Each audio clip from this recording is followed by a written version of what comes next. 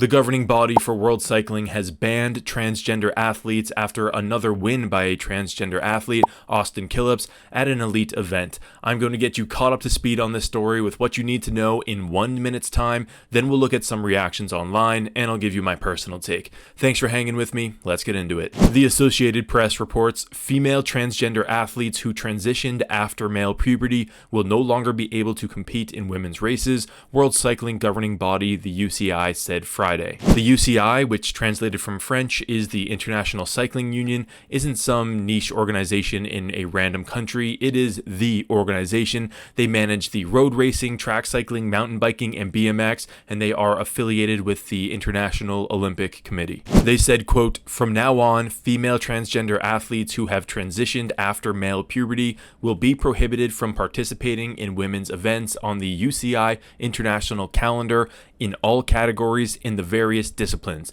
They went on to say that the ban was necessary to ensure equal opportunities. Keep in mind, they said the ban only applies to people who transitioned after puberty, which is a stance that a number of different sports committees have taken. There used to be these sort of slapped together rules about having testosterone below a certain level or taking cross-sex hormones for a certain amount of time, but the UCI said on Friday that it has taken note of the state of scientific knowledge, which does not confirm that at least 2 years of gender-affirming hormone therapy with a target plasma testosterone concentration of 2.5 nanomoles per liter is sufficient to completely eliminate the benefits of testosterone during puberty in men. And that was always a foolish rule. The idea that you can negate being a large muscular man with a couple years of hormone therapy was silly from the start, and I'm glad they're finally realizing that. The UCI added, quote, "Given the current state of scientific knowledge, it is also impossible to rule out the possibility that biomechanical factors such as the shape and arrangement of the bones in their limbs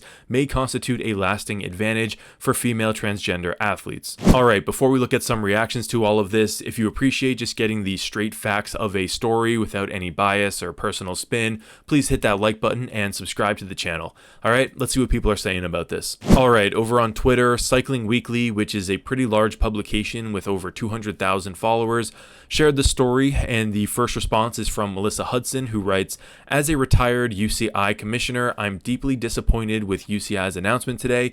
The issue now is why UCI hasn't kept up with science and its antiquated fascination with binary genders."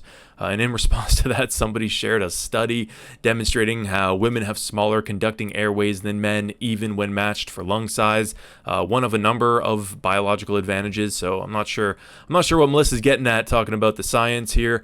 Next to that, we have the Aussie Hun writing, "Males don't belong in female sports. It's wrong to force this on women." Carrie, who from her profile appears to be a feminist, writes, "Trans-identified males are not banned from cycling. They have always been able to compete in their category, male. This is not wrong. This is fair. Stop trying to make it about feelings. Bodies compete in sports, not your gender identity. This is the correct decision." Speaking of gender identity, one little sleight of hand trick that these media companies like to pull is they are starting to refer to trans women as female, right? Which just muddies the water even more. This opening paragraph reads, "Female transgender athletes who transitioned after male puberty." That's completely misleading. If you say female transgender athlete, typically you're referring to a female who identifies as a man. But in this case, they're talking about a male who identifies as a woman and are now calling that person female. For the longest time, the pitch was that gender and sex are different and that's why you can change your gender, but now they're using biological terms for sex to refer to gender identity. Ultimately, I think this is a good policy decision. Indeed, we just saw a bearded male enter a women's powerlifting meet to break a record that was held by a transgender woman. And now imagine you're just a female competitor watching all of this happen in front of you.